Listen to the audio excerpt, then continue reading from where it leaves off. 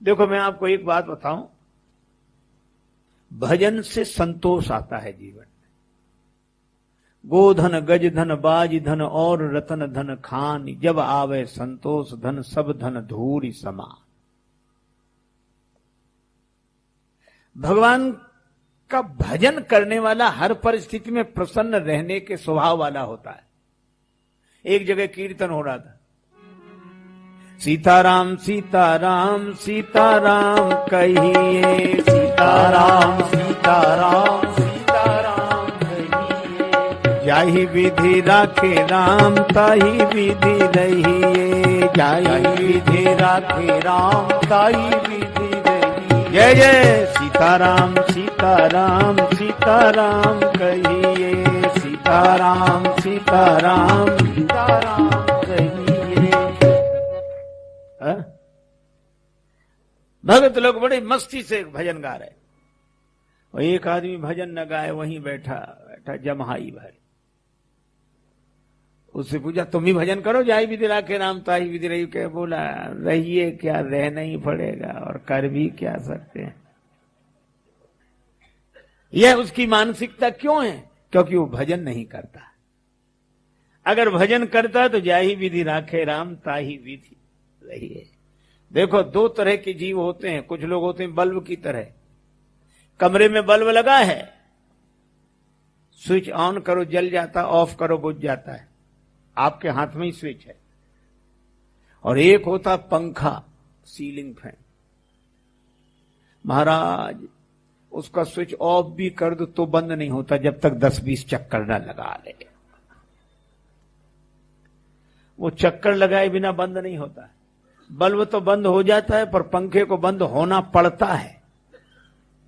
अच्छा चलता भी ऐसे ही है, कभी कभी अटक जाए, स्विच ऑन कर दो फिर भी नहीं चलता। रेलगाड़ी में प्रायः ऐसे दृश्य दिखाई देते हैं, बर्थ का पंखा ही नहीं चलता ऊपर। एक सज्जन मेरे पास आकर खड़े हो गए, बोले महाराज हम क्या, बोले कंघा हो तो दे दो। तो हमने कहा इधर तो कंघा की जरूरत ही नहीं है। और हमने कहा कि तुम्हारे पास भी साफ ही है, कंघा की जरूरत तो है नहीं। बाल के लिए ही तो कंघा की जरूरत पड़ती है और बाल का बवाल है नहीं।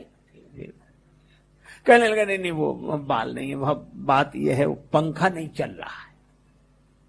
तो कंघा ले जाकर फिर उसके पंखे को ऐसे ऐसे करते हैं, तब जाम पंखा बड़ी मुश्किल से चलता है। तो जो मुश्किल से चले और मुश्किल से बंद हो, तो संसार में जितने देहाभिमानी हैं ये भगवान की इच्छा में अपनी इच्छा नहीं मिलाते। ये मुश्किल से शुरू होते हैं, मुश्किल से बंद होते हैं। और जो भक्त हैं उनकी इच्छा भगवान की इच्छा में मिलाकर वो कहते हैं जाहि विधि राखे राम ताहि विधि रहिए। श्रीमद् भगवत गीता में कहा संतुष्टो येन केनचित्, संतुष्ट है। और देखो मैं आपको बताऊं, संतोष भगवान के भजन से मिलता है। और संतोष है एक, पर 3 शत्रुओं को मिटाता है। 3, एक तो काम को, दूसरा क्रोध को, तीसरे लोभ को। तात 3 अति प्रबल खल, काम क्रोध और लोभ। अच्छा हमारे यहां महापुरुषों के जीवन चरित्र से भी बड़ा सुंदर संदेश मिलता है। एक महात्मा चित्रकूट में रहते हैं, उनका नाम है अत्रि, महर्षि अत्रि। और अत्रि का क्या अर्थ? आ माने नहीं और त्रि माने 3। जिस जीवन में काम क्रोध लोभ ये तीनों न हो वही महात्मा, वही अत्रि। अब ये 3 मिटे कैसे? काम कैसे मिटे, क्रोध कैसे मिटे, लोभ कैसे मिटे? देखो आपने देखा होगा, एक होती तलवार, एक होती कृपान। तलवार वो जिसमें एक तरफ धार हो, और कृपान वो जिसमें दोनों तरफ धार हो। उसका नाम ही है कृपा। न इधर कृपा न उधर कृपा, दोनों ही तरफ धार। अच्छा इधर भी वार करे, इधर भी वार करे, और सामने नोक से वार करे, तो 3 शत्रुओं को पराजित करने वाली ये संतोष ऐसी ही कृपाण है।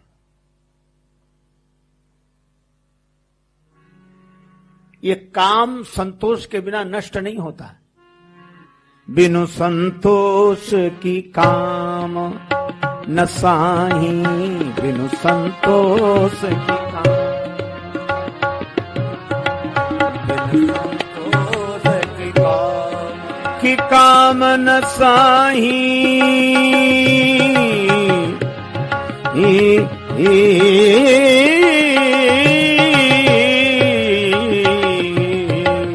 बिनु संतोष की काम,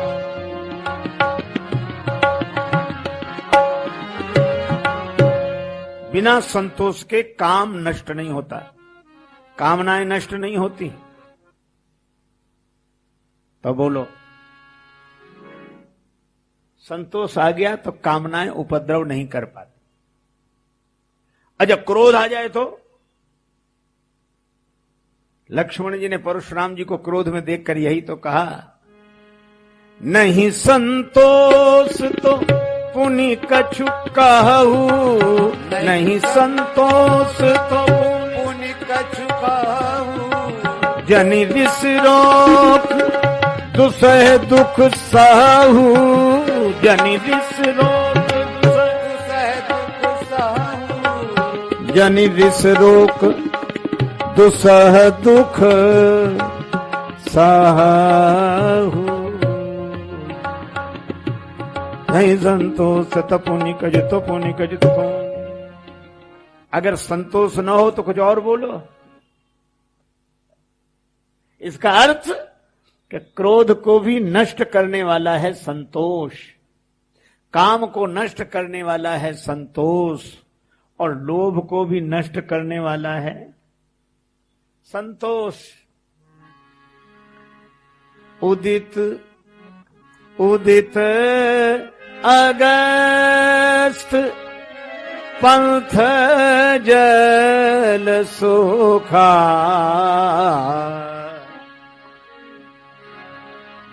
जिमि लोभ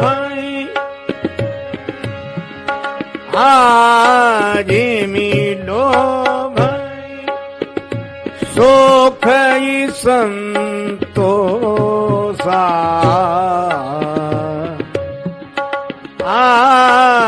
जिमि लोभ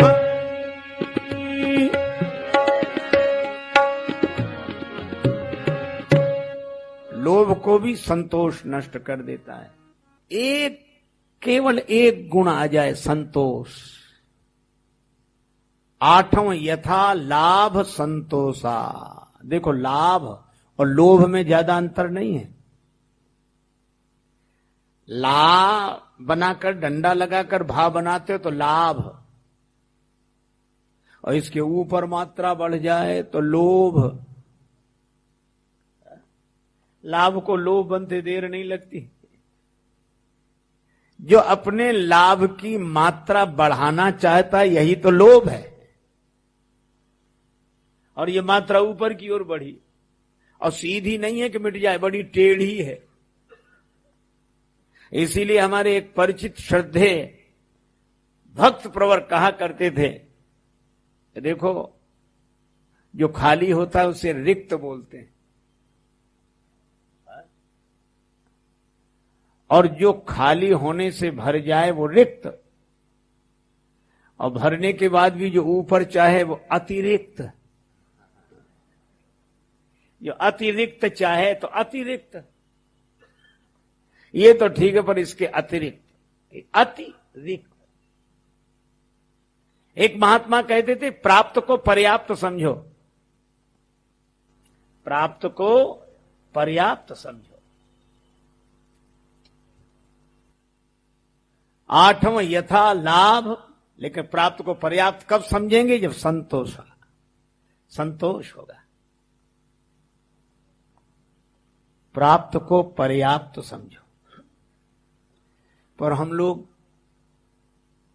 संत श्री सुंदरदास जी ने लिखा है, कोटि उपाय करे धन के हित भाग लिखो तितनो ही लहे गो। इतना भाग में लिखा है उतना ही मिलेगा, पर हम लोग क्या करते, एक आदमी चला गांव से लोटा लेकर, अरे गांव में गुजर परेशान करते बहुत दिन हो गए, कुआं छोटा सा है, कुएं से बड़ा तालाब, तालाब भी छोटा है, तो नदी, नदी भी छोटी है, तो कहां समुद्र, इससे तो बड़ा कोई नहीं है। कितना परिश्रम किया, कहां गया, समुद्र के पास। लेकिन बेचारा यह भूल गया कि हम चाहे जितने बड़े समुद्र के पास चले जाएं, पर हमारा लोटा तो उतना ही है। इसी तरह हम चाहे बड़े से बड़े आदमी के पास चले जाएं, पर हमारे भाग्य का लोटा तो उतना ही है, उतना ही भरेगा।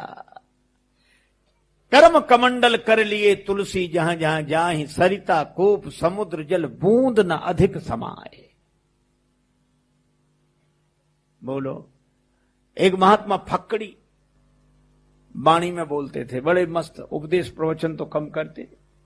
वो कहते थे प्रारब्ध भाग्य, तो क्या करें। वो कहते थे अपने भाग्य में होगा तो भागा हुआ भी आ जाएगा, भाग्य में होगा तो भागा हुआ भी भाग कर आ जाएगा, और भाग्य में नहीं होगा तो आया हुआ भी भाग जाएगा। और कभी कभी हंसी में कहते थे कि हमारे भाग्य में नहीं होगा तो किसी का बाप दे नहीं सकता, और भाग्य में होगा तो किसी का बाप रोक नहीं सकता। हम काहे को परेशान हो। प्रारब्ध तो पहले रचा पाछे रचा शरीर, तुलसी चिंता छोड़ के भजले श्री रघुवीर। इसीलिए आठम यथा लाभ संतोषा, प्राप्त को पर्याप्त समझें। इतने कपड़े ठीक है, इतना पैसा ठीक है, आखिर हम कहीं ना कहीं तो विराम लगाएं। इसी तरह काम पर भी विराम लगाएं, क्रोध पर भी विराम लगाएं। मैं ये नहीं कहता कि क्रोध जरूरी नहीं है, लेकिन आप जानते हैं घर में चूल्हा जलता है, भोजन बनता है, पूरा परिवार चलता है, तो क्रोध की आग में आप परिवार को व्यवस्थित करके चलाएं, पर आग चूल्हे के भीतर हो, पर ऐसा ना हो कि चूल्हे में लगी आग घर में ही लग जाए, वह आग नष्ट कर देगी। अगर चूल्हे में आग नहीं जलेगी तो जीवन नष्ट हो जाएगा। तो व्यवस्था के लिए क्रोध ठीक है, और इसी तरह मैं कहता हूं व्यवस्था के लिए काम ठीक है।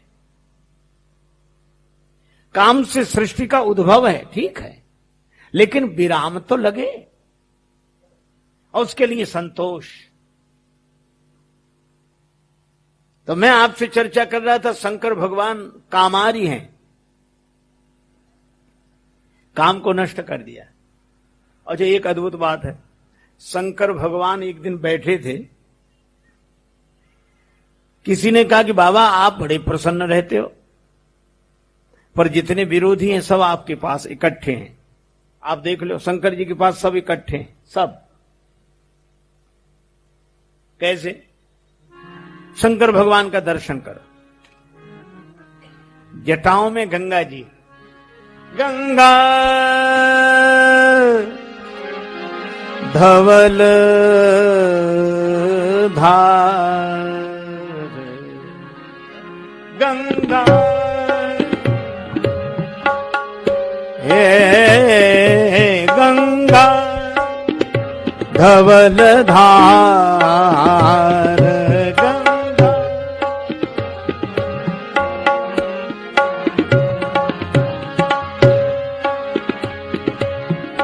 गंगा धवल धार, धवल धार धार गंगा।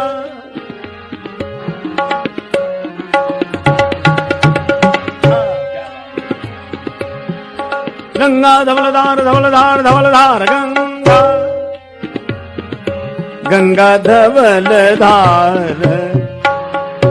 गंगा धवल धार, गंगा धवल धार, गंगा धवल धार गंगा, जटाओं में गंगा जी, शीतल जलधारा,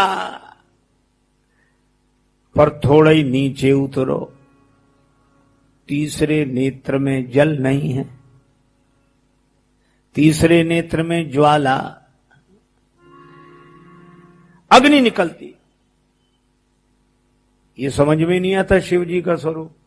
सिर पे गंगा जी, अब तीसरे नेत्र में अग्नि ज्वाला। ये शंकर जी जल और ज्वाला के बीच में रहते हैं, जल और ज्वाला के बीच में। माथे पर चंद्रमा, चंद्रमा में अमृत, उसका नाम सुधाकर है। और कंठ में विष, गरल कंठ, ये विष अमृत एक साथ। जल आग एक साथ, आग पानी एक साथ, अमृत और विष एक साथ। और शंकर जी के गले का हार है सांप, इसलिए शिव जी का नाम है पन्नग भूषण। शंकर जी के गले का हार सांप। और शंकर जी के एक पुत्र गणेश जी, उनका वाहन चूहा। चूहा बेचारा डरता रहता है कि शंकर जी के गले का हार कहीं नीचे न उतर आवे, नहीं तो ये नीचे उतरेगा और हम ऊपर जाएंगे। लेकिन आप एक अद्भुत बात देखोगे, गणेश जी के दूसरे पुत्र हैं कार्तिकेय जी, सड़ानंद जी, उनका वाहन मोर। मोर चूहे से कहता तुम डरते क्यों, सांप को उतरने तो दो, हम किस लिए हैं। सांप चूहे को खाने के लिए तैयार, मोर सांप को खाने के लिए तैयार, एक दूसरे को खा जाने वाले इकट्ठे हैं शंकर जी के पास। माता भवानी का वाहन सिंह, सिंहासन। और सबके सिंहासन तो नाम मात्र के हैं, और माता जगदम्बा का तो सिंह पर ही आसन है। तो माता जगदम्बा भवानी दयानी, माता का सिंह पर आसन, सिंह सवारी सिंह। और भगवान शंकर का वाहन बैल। ये शेर और बैल एक साथ, आग पानी एक साथ, विष अमृत एक साथ, शेर बैल एक साथ, सांप चूहा एक साथ, मोर सांप एक साथ। और शंकर जी शरीर में लगाते हैं भभूत, विभूति। और शंकर जी के साथ रहते हैं भूत, ये भूत भभूत एक साथ। इतने विरोधियों के बीच में रहते कभी शंकर जी को आपने टेंशन में देखा? कभी कथा पढ़ी कि शिव जी बड़े टेंशन में हैं, तनावग्रस्त है? कभी ब्लड प्रेशर, डायबिटीज,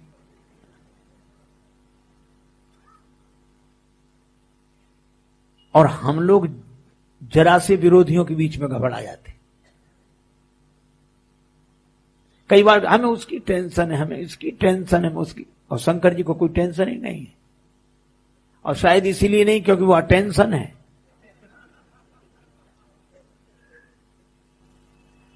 अटेंशन माने सावधान, और टेंशन माने तनाव। और हम अगर इसका हिंदी में अर्थ कर दो, आ माने नहीं, टेंशन नहीं। जहां टेंशन ही ना हो वही तो अटेंशन। शिवजी से किसी ने पूछा कि आपको इन सब का टेंशन नहीं होता? शिवजी बोले हम तो एक दवा जानते, वही पीते रहते हैं।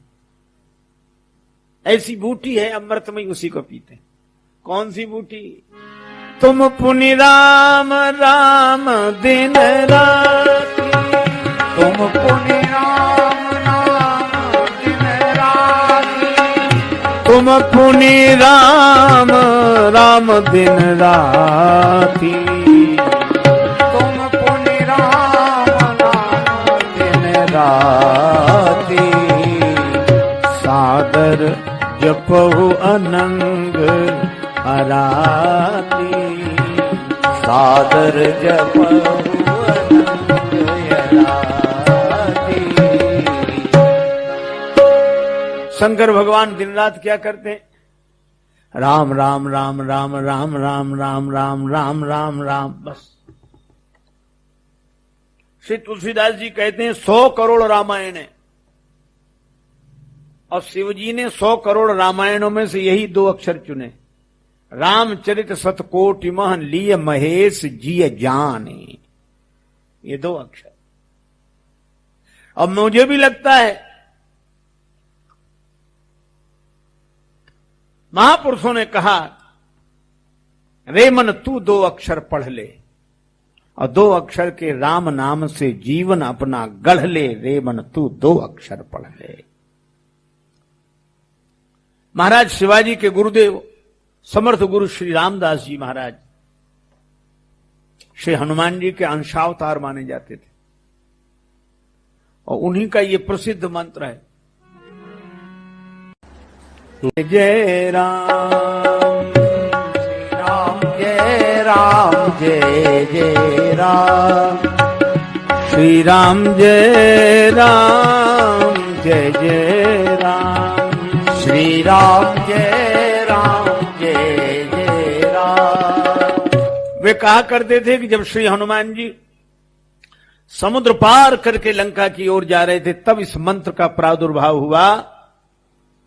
13 अक्षर का मंत्र है यह, श्री राम जय जय राम। और महाराज ये भगवान की चलती फिरती पूजा है। कैसे? जैसे हम आवाहन करते हैं, पूजन करते हैं और विसर्जन करते हैं। इस मंत्र में तीनों, श्री राम ये आवाहन है, जय राम ये पूजन है, और जय जय राम ये विसर्जन है। श्री राम जय राम चलती फिरती पूजा है। आप भी किया करो श्री राम, फिर पूजन जय राम, फिर मानसिक जय जय राम। आप मानसिक पूजा करके तो देखो, इसी मंत्र का प्रयोग करके देखो। एक आदमी बड़ा संपन्न था, बड़ा धनी, पर एक महात्मा से बोला कि हम भी भगवान का भजन करना चाहते हैं, लेकिन हमारा 1 रुपया खर्च ना हो। महात्मा बोले, अच्छा। महात्माओं के पास सब तरह की युक्तियां होती। बोले 1 नया पैसा खर्च नहीं होगा तेरा, तो मुझे क्या करना? बोले कुछ नहीं करना, तू आंख बंद करके बैठ। बिठाया, तू भगवान की मानसिक पूजा कर, भगवान को सोने के सिंहासन पर बिठा। सोने के सिंहासन, अरे बोले कौन सा खरीदना है यार, बैठा तू तो। बोले ये ठीक। अब तो वो भगवान को ठाट ठाट के बड़े सुंदर सुंदर कपड़े पहनावे, सोने के सिंहासन पर बिठावे, और बड़े ठाट वाट हाथ जोड़कर पूजा प्रार्थना करे, इतना तरह तरह के व्यंजन खिलावे। भगवान की कृपा, उसका मन लग गया। एक दिन भगवान को खीर बनाकर खिला रहा था, उसमें मेवा मखाने और खीर भगवान को अर्पण करने वाला था। उसको लगा कि चीनी डालें, तो 1 चम्मच भर, ऐसी चम्मच भर चीनी ऐसे डालने लगा, और जैसे ही चीनी डाली उसको याद आ रही ज्यादा हो जाएगी, तो ऐसी आधी चम्मच डाल के फिर ऐसे हाथ कर लिया। ऐसे जब उसने ऐसे किया तो भगवान से नहीं रहा गया, प्रकट होकर हाथ पकड़ लिया। बोले अरे यार ये तो पूरी डाल दी, इसमें क्या खर्च हो रहा है तेरा? तो भगवान को मन से अपने आंख बंद कर ली, कोई खर्च नहीं है इसमें। जनकपुर की सखियां कह रही थीं, लागल, भोजपुरी बोली का भजन, लागल जनकपुर में मेला, देखे के हमर मनवा करेला। लागल जनकपुर में मेला, देखे के हमर मनवा करेला। मनवा करेला हमर मनवा करेला, हमर मनवा करेला। लागल जनकपुर में मेला। आप लोग भी बोलिए, लागल जनकपुर में मेला देखे के हमर मनवा करेला। लागल जनकपुर में मेला देखे के हमर मनवा करेला। किस बात का मेला? राजा जनक जी धनुष प्रण ठाने, राजा जनक जी धनुष प्रण ठाने, जनक जी धनुष प्रण ठाने। कौन वीर तोड़े अकेला दिखे के हमर मनवा करेला। कौन वीर तोड़े अकेला देखे के हमर मनवा करेला। जय जय। मेला देखे के हमर मनवा करेला। हे मनवा करेला हमर मनवा करेला हमर मनवा करेला। लागल जनकपुर में मेला देखे के हमर मनवा करेला। जब कोई धनुष तोड़ने वाले आए हैं, हाँ आए हैं, बड़े बड़े बलवान राजा। दीप दीप के धूप जुड़े, दीप दीप के धूप जुड़े। एक से एक अलबेला दिखे के हमर मनवा करेला। एक से एक अलबेला देखे के हमर मनवा करेला। लागल जनकपुर में मेला देखे के हमर मनवा करेला। लागल जनकपुर में मेला देखे के हमर मनवा करेला। बड़े बड़े राजा लोग आए, लेकिन राजाओं के साथ एक और विचित्र घटना है। क्या? पश्चिम दिशा से एक योगी बाबा आइले, एक साधु जी आए। अरे ये धनुष तोड़ने वाले राजाओं में साधु की जरूरत का, ये काहे को आए? अकेले नहीं आए। पश्चिम दिशा से एक साधु बाबा आइले और संगवा में लाए दूगो चेला देखे के हमर मनवा करेला। संगवा में लाए दूगो चेला देखे के हमर मनवा करेला। एक सावर एक गौर मनोहर, सावर एक गौर मनोहर। देख देख जिया लल चैला देखे के हमर मनवा करेला। देख के जिया लल चैला देखे के हमर मनवा करेला। अच्छा एक काम करें क्या, चलो फिर दर्शन करा। चलो सखी नैन सुफल करियावे, सखी नैन सुफल करियावे। लागे ना इक्को अधेला देखे के हमर मनवा करेला। लागे नए कौ अधेला देखे के हमर मनवा करेला। अरे चलो दर्शन करा में कुछ नहीं लगेगा। क्यों नहीं लगेगा? अरे मेला लगा दिया है जनक जी ने, और जब जनक जी ने मेला लगा दिया तो भगवान राम पधारे अपने अनुज लक्ष्मण जी के साथ। ये सौंदर्य का धन लुट रहा है जनकपुर में। राम नाम की लूट है, लूट सके तो लूट, अंत काल पछताओगे जब प्राण जाएंगे छूट। सचमुच जनक जी ने मेला लगाया, एक धेला भी खर्च नहीं हो रहा, सब राम जी का दर्शन कर रहे हैं। मैं भी आपसे कहता हूं कि हमारे जीवन में इन संत महापुरुषों ने भगवान का मेला लगा दिया है, हमें भी भगवान का ध्यान करना चाहिए, कुछ खर्च होने वाला नहीं है। देखो एक बात आपको बतावें, ऋषि तुलसीदास जी कहते हैं राम जप राम जप राम जप बावरे, घोर भव नीर निधि नाम निज नावरे। कितना बढ़िया संकेत है। राम जपो राम जपो राम जपो। अरे बावले व्यक्ति, संसार सागर है।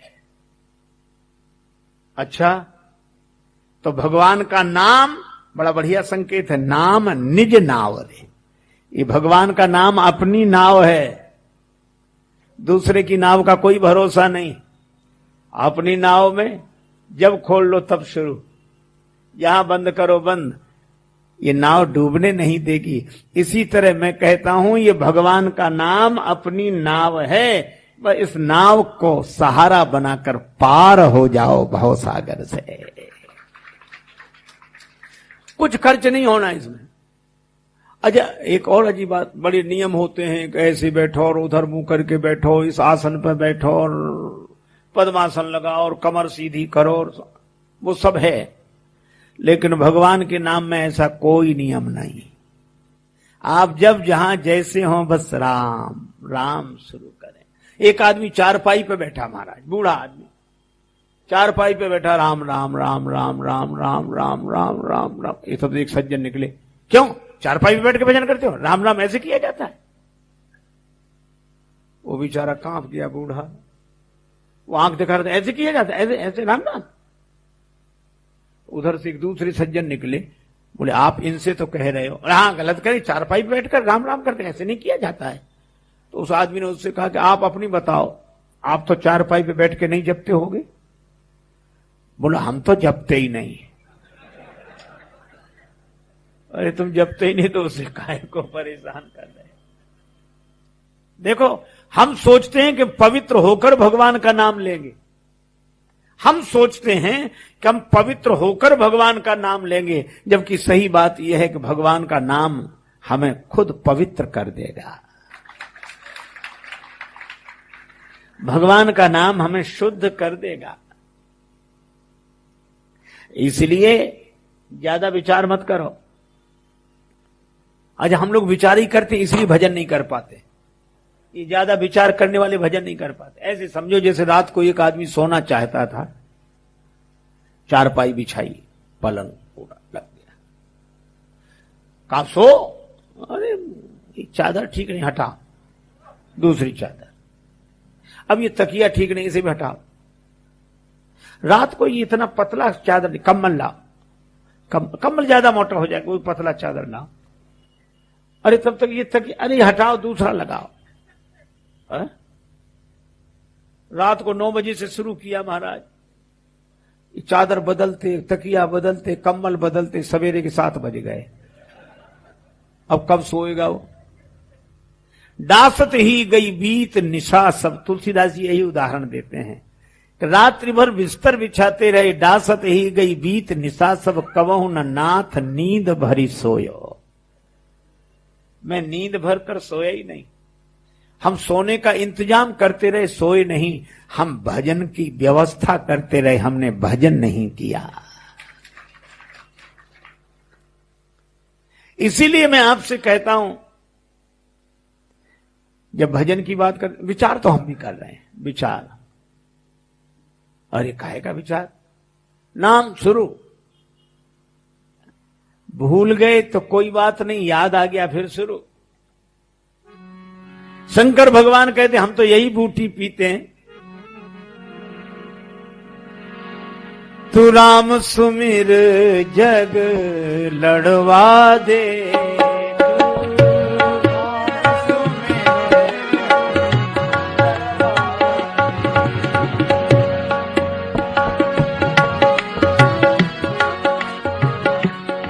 गजमत वाली चाल चलत, कुकुर भूकत बाको भुकवा दे। राम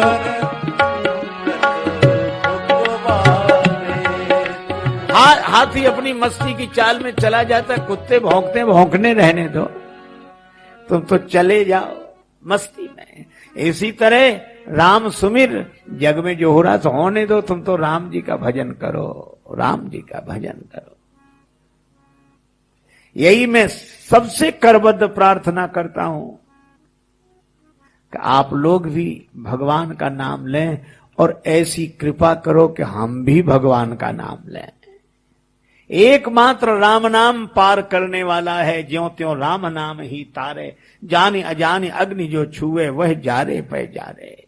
शंकर जी राम राम राम राम राम राम राम राम रटते हैं। अच्छा, इसमें कई आपको बहकाने वाले मिलेंगे, भड़काने वाले मिलेंगे, समझाने वाले मिलेंगे, इन किसी की मत सुनो। भजन करने वालों को समझाने वालों से बड़ी समस्या रहती है। चैन आए तो कैसे आए किसी दीवाने को, एक जाता है तो 10 आते हैं समझाने को।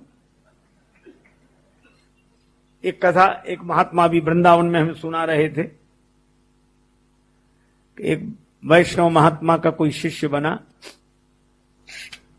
तो उन्होंने कहा, पहले एक सन्यासी महात्मा मिले, बोले तुम सोहम किया करो। वो बेचारा सोहम करने लगा। तब तक एक दूसरे महात्मा वैष्णव संत आ गए, सोहम कर दो, एक शब्द हमारी तरफ से जोड़ लो, एक अक्षर बताओ। बोले दासोहम दासोहम दासोहम। तो बेचारा दासोहम करने लगा। तब तक फिर वही पहले वाले महात्मा आए, बोले ये क्या कर दिया? बोले संत ने बताया। अच्छा, तो एक अक्षर हमारी तरफ से जोड़ लो। कहा क्या? बोले दा के पहले एक सा लगा लो, सदा सोहम सदा सोहम सदा। फिर वो वैष्णव महात्मा आए, अरे ये सदा महात्मा की बात तो हम नहीं मिटाते, एक अक्षर हमारी तरफ से जोड़ लो। तो हो गया दास दासोहम दास दासोहम दास। वो बेचारा कहीं नहीं रह पा रहा है। इसलिए गुरुदेव ने जो मंत्र दिया इस पर दृढ़ विश्वास। लेकिन हम लोगों की तो दुर्बुद्धि ऐसी है। एक सज्जन हमें मिले, बोले आप इतने इत्मीनान से बड़ी बड़ी बातें करते हो। उनका भैया महापुरुषों से सुना, वो हाँ वो ठीक है। आपको मिले भगवान? हमने कहा हमको दर्शन हुआ, सपने में भी नहीं। बोले जब आपको ही नहीं मिले तो क्यों इतने लोगों को पागल बना रखा है? आपको मिले हो तो बताओ, आपको नहीं मिले तो आपकी बात पर हम भरोसा कैसे करें? क्यों करें? ये तो पागल लोग हैं जो ऐसे ही चले जाते हैं। हमने उनसे कहा बात बिल्कुल सही है, आपसे एक बात पूछे? बोले पूछो। हमने कहा आप रायपुर रेल स्टेशन पर जाएं और टिकट खरीदना हो,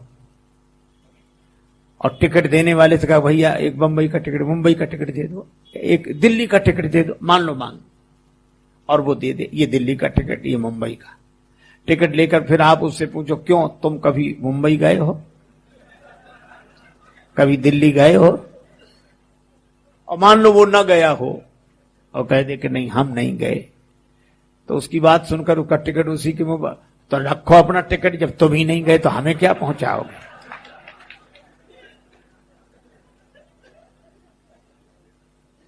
अच्छा, लेकिन ये बात पूरी तरह सही नहीं है। वो क्या कहेगा? वो ये कहेगा कि हम तो नहीं गए दिल्ली या बंबई, पर ये टिकट हमारा नहीं, सरकारी टिकट है, हमें तो देने की ड्यूटी मिली है। तुम अगर इस टिकट को लेकर सही रेलगाड़ी में बैठ जाओगे तो हम तो नहीं गए, पर तुम बंबई पहुंच जाओगे, दिल्ली पहुंच जाओगे। इसी तरह मैं कहता हूं कि हमारी सुनो, हम पर विचार मत करो, हम गए हों चाहे न गए हों, पर ये सरकारी टिकट है, ये संतों की वाणी है। अगर संतों की वाणी को श्रद्धा पूर्वक स्वीकार करके साधना की रेल में बैठ जाओगे तो आप निश्चित परमात्मा को प्राप्त कर लोगे, भगवत प्राप्ति हो जाएगी।